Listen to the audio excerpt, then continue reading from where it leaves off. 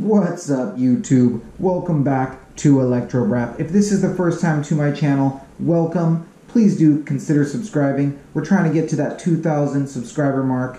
It's a small goal, but we're almost there. My channel is primarily a MotoVlog channel. I showcase what it's like to own an electric bike in an ice bike world, but we're trying to mix in some new things. I got a two-stroke now. Yes, Electro has a two-stroke, and now we have Electro's Corner. So what this is my workstation where I do all my editing, and let's do a little overview of it. I got Bobo. I got my computer here. I got my Crunch Mini Donuts that reduce arm pump by 23.3%, says me and Jake. I got my Rockstars, so we're always ready to rip. Got my breakfast, essentially. We got my Hello Kitty light up fixture. We got my Space Cat, and over in the corner we got my Alta display, and so it's just like the frame and the battery on like an Alta Motors battery crate. I think it's pretty rad. So yeah, that's pretty much it. Work in progress. The whole idea behind Electro's Corner is that I would deliver e-news. So like any new e-products that come out, e-bikes, e-motorcycles, e-moto, e-dirt bikes, electric vehicles, anything that I thought was cool, I thought I would deliver some news on that to you. Special Officer Doofy reporting. I figure it also would be a good place to do commentary on either my own videos or other people's videos. So I think you're going to see a lot more of this corner coming up in future videos. So as you could tell from the intro video, I'm pretty upset about something. And that's because I have some very bad news to deliver to all of you, and I'm sure most of you know already, but Alta's gone, guys. They were purchased. They are no more, and it was a big deal for me. A huge blow. Huge blow. So I kind of wanted to talk about it, and I wanted to get some facts out, or at least a perspective of someone that knew the guys that worked there. So I asked them, you know, on and off throughout the conversations that we had, a bunch of questions. So I have employee perspective on what went down. I thought I would share that with you guys. So let's start with just the basics of what was Alta trying to achieve. The answer to that is actually really simple. They were trying to be competitive on a professional level. They wanted to get on the podium every single time. They wanted to be the best.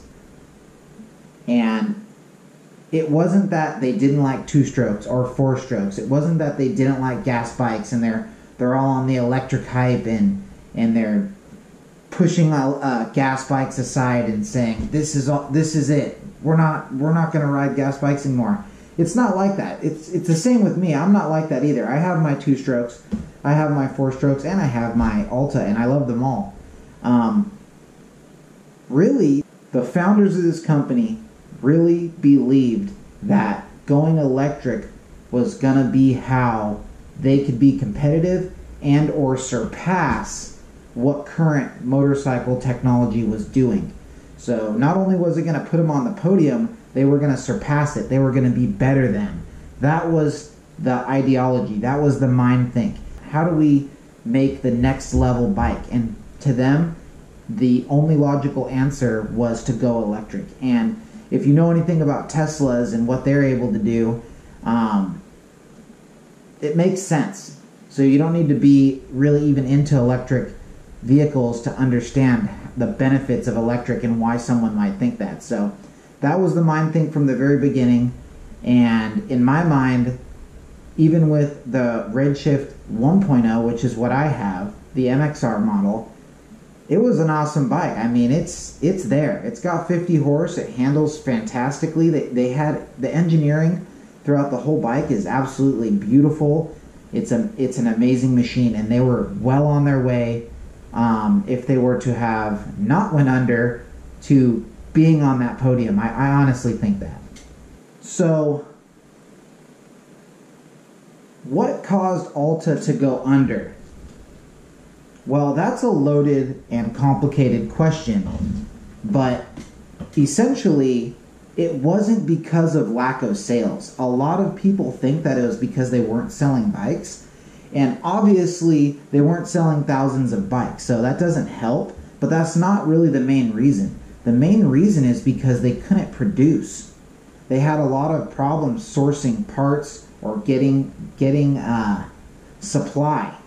So they had dealers lined up willing to take bikes to get them sold, and they couldn't produce the bikes. You think about it. I mean, if you have one bolt or one circuit board that's this big, or one, just literally one cotter pin missing from your parts lineup, you can't finish your bike, you can't build it. So for a new company that's struggling with cash flow and learning the industry and trying to get reliable manufacturing sources, that was a huge hurdle for them. And they struggled with it, to my knowledge, the entire time, especially in the beginning and even at the end. So it wasn't lack of sales, it was lack of ability to produce that was the main factor of why they weren't able to generate enough revenue to stay afloat on their own. So, interesting factoid that there's actually only about 600 redshifts out there, production models. So that's including the SM, the EX, the MX, the EXR, and the MXR. So between all 5 models, there's only about 600 or so production bikes. I don't know the exact number, but it's less than 700, so I hear.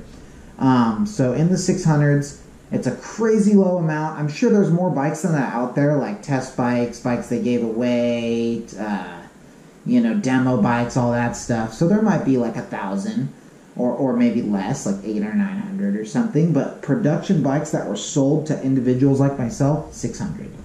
So that's a crazy low amount of bikes. I don't know how I feel about that. I don't know if I feel like special or sad.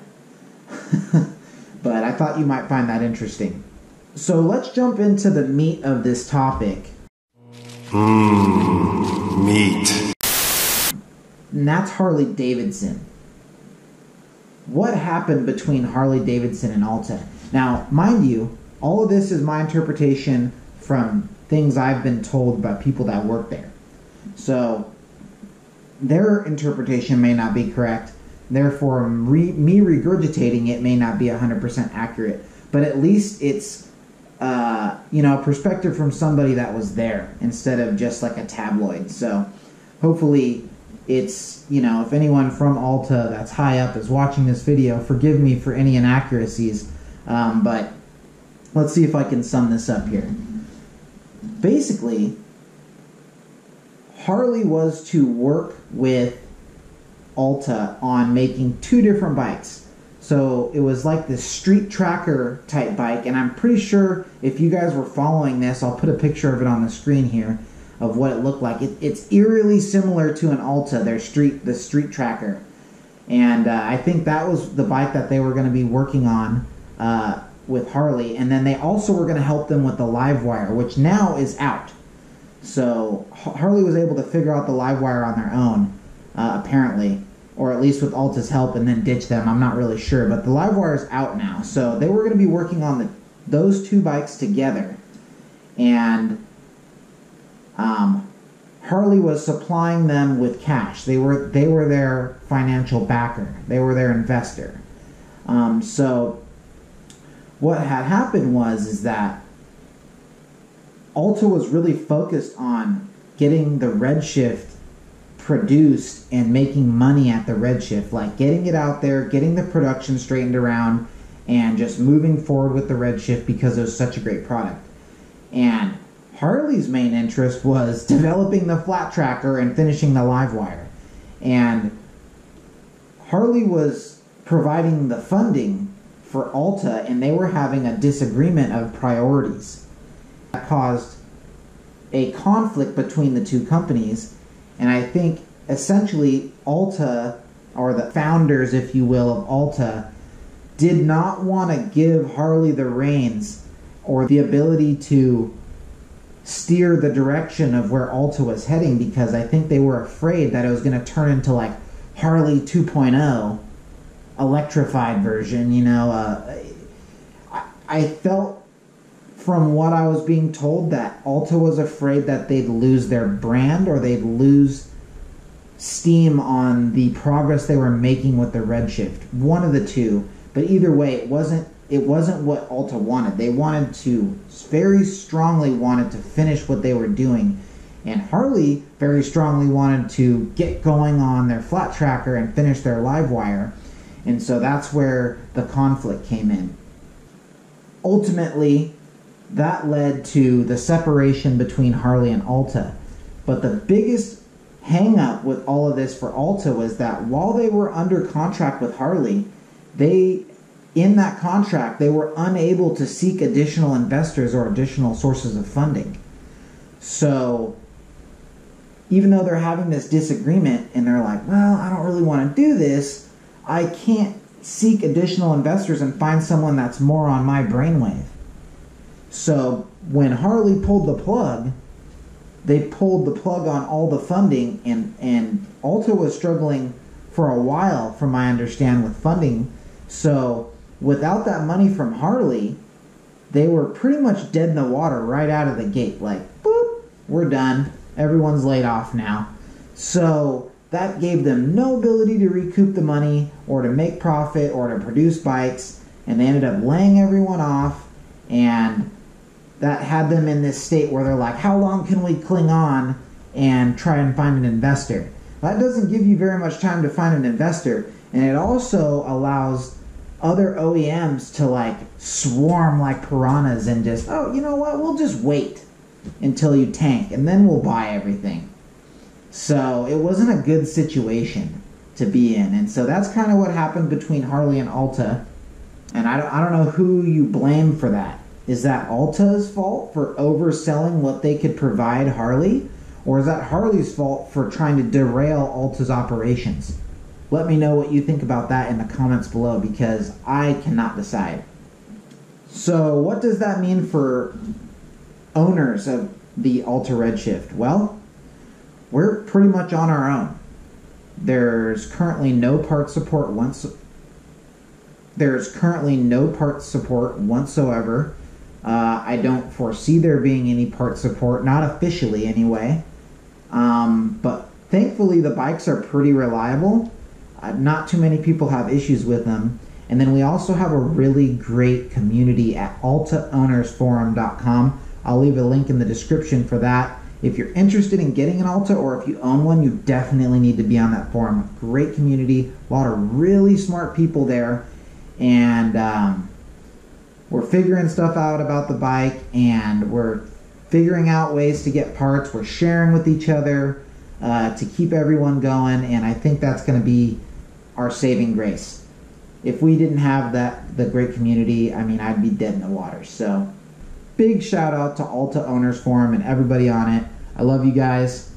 Don't know where I'd be without you. So to wrap up this conversation, I just thought I'd give some anecdotes from people that worked at Alta, and they tell me that it was the dream job, the best place to work. Everybody loved their job, they loved the company, they loved their product, and to me that shows a lot about being a good company, that your employees like coming to work. They think it's their dream job. They enjoy what they do, and you make a good product, that's a good company. Can you make money while doing all of those things? That's a separate question, but from what I was told, it was an awesome place to work. And I don't think any person I've ever talked to said that they wouldn't do it all over again, that they wouldn't have worked there if given the chance. They would do it again, despite being laid off and losing their jobs, because it was that good. I don't have much more to say about it. I'm tore up. Babe, get out of the shower. I don't know. Leave me alone. Just get out of the shower. Thank It's someone.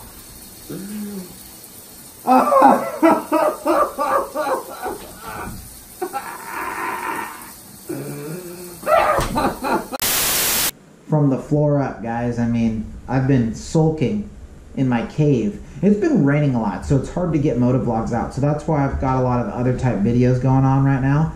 But the weather's starting to clear up, so the MotoVlogs are coming, no worries. Another thing is I was actually at Alta the very last day that HQ was still HQ. And I was able to film a little bit, be on the premise, and pick up a couple of things, that remnants of what was left over. And I have that clip for you right here. Today we are at Alta headquarters, and this is what's left. It really is the end, guys. So I just thought I'd make a little short video. You know, Electro's getting some parts, whatever he can get, and they're just getting rid of everything. There's nothing left.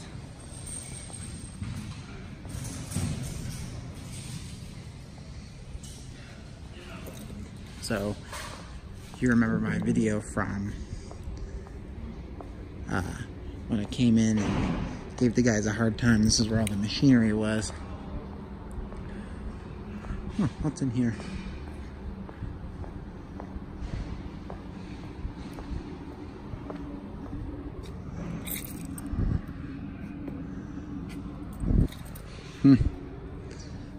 There's a lot of like spare circuit boards and electronics and whatnots.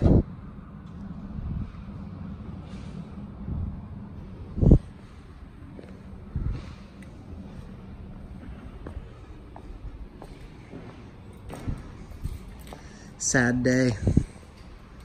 Sad day. This used to be the line where they assembled the bikes. There's the dyno over there.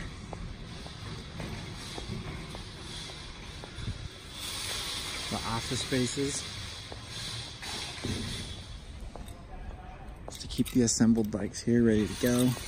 Tuning department where some of the mad scientists worked on the setup of the bike.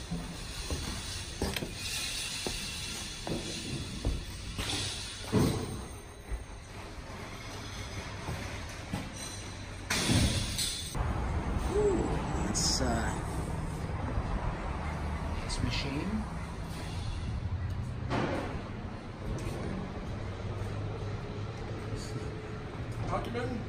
A little bit.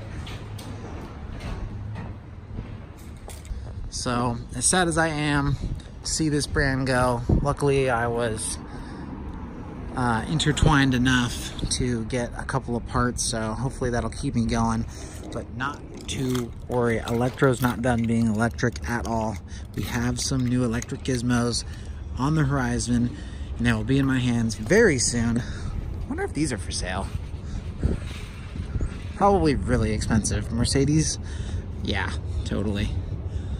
But yeah, we will have new electric gizmos in my hands very soon, and we will still continue ripping. I'm still going to rip my Alta, and then we're going to be ripping all kinds of electric gizmos on my channel, including my two-strokes, which are not electric.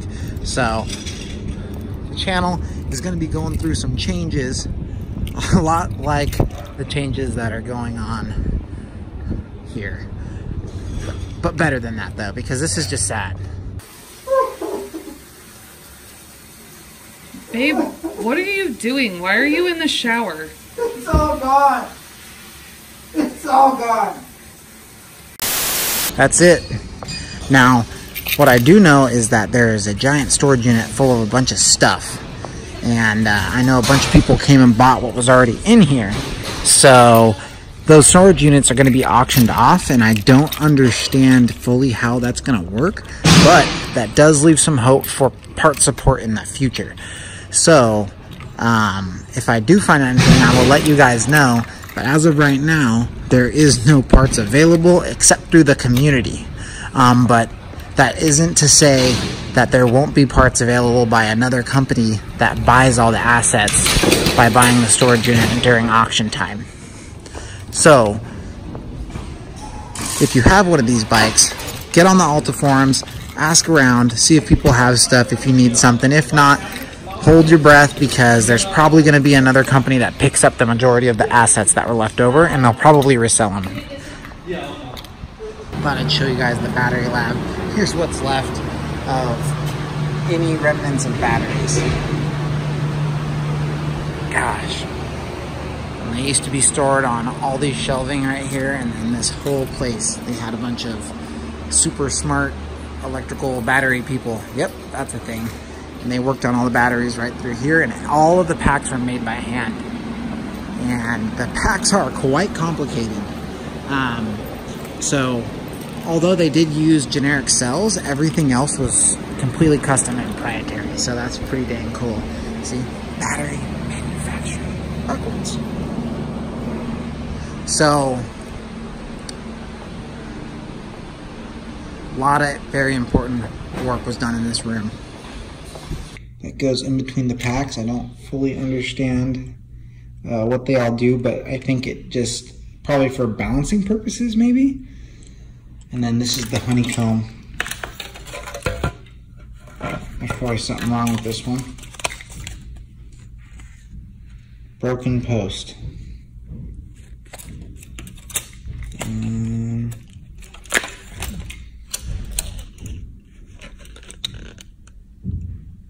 Right there. So, like, what is this? Oh, look. They were gonna, that's something. Oh, it's nicks. Interesting. So there's a lot of things that were being done here that we just don't know about, and we'll probably never know about. That looks like a hood, like a dash. Like a full-on street bike dash. So curious as to what that is, but I'll never know.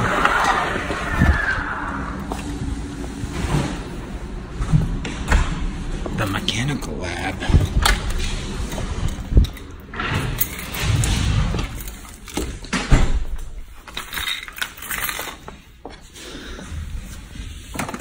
This part's laying around. It's craziness.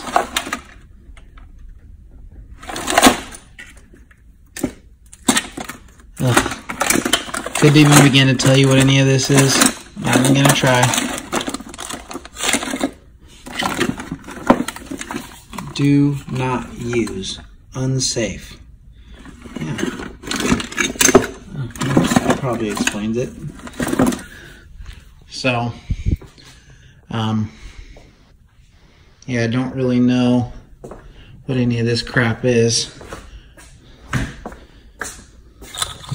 I wish I did.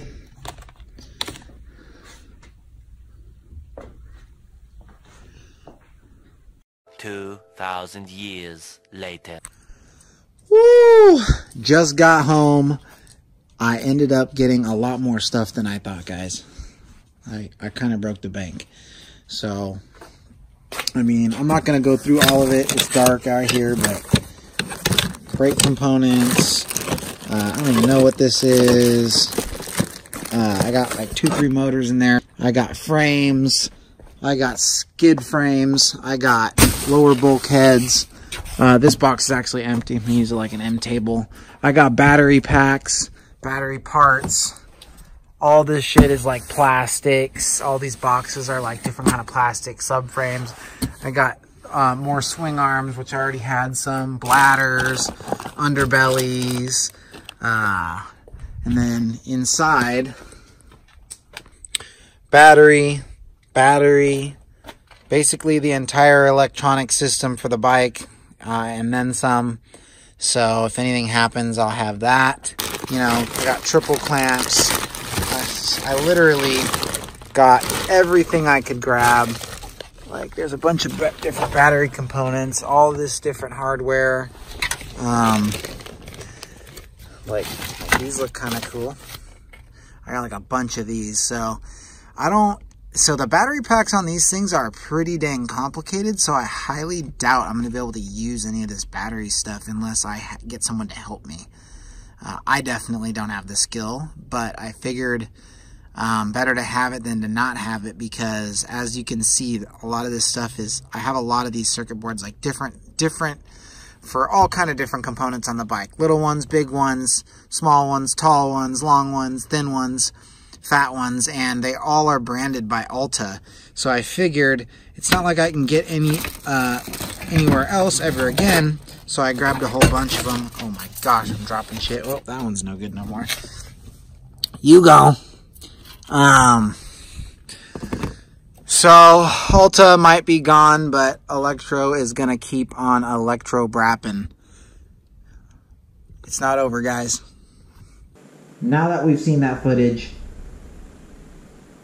I'm gonna have to conclude this video, hopefully on a positive note, because with all those rad parts that I picked up, if you didn't notice, I had the entire electrical system, drivetrain, battery, all that. We are gonna make some super rad shit. I don't know exactly what yet, so if you have any suggestions of what I could put that drivetrain in, put that down in the description below. I am open to any ideas. Now, mind you, I'm not a professional fabricator, so let's start with like a base of something that's already a thing. I'm not gonna like build something from scratch, but yeah, let's convert something to electric. So let me know down in the description below. I'm still gonna ride my Alta. I'm still gonna do MotoVlogs. I'm still gonna deliver information about e-vehicles and e-moto, and I'm still out here doing my thing. I am not going anywhere, guys. So, with that being said, if you like this video, please smash that like button. If you want to see more videos like this, you want to see MotoVlogs or build videos, please do subscribe. And as always, until next time, Electro out.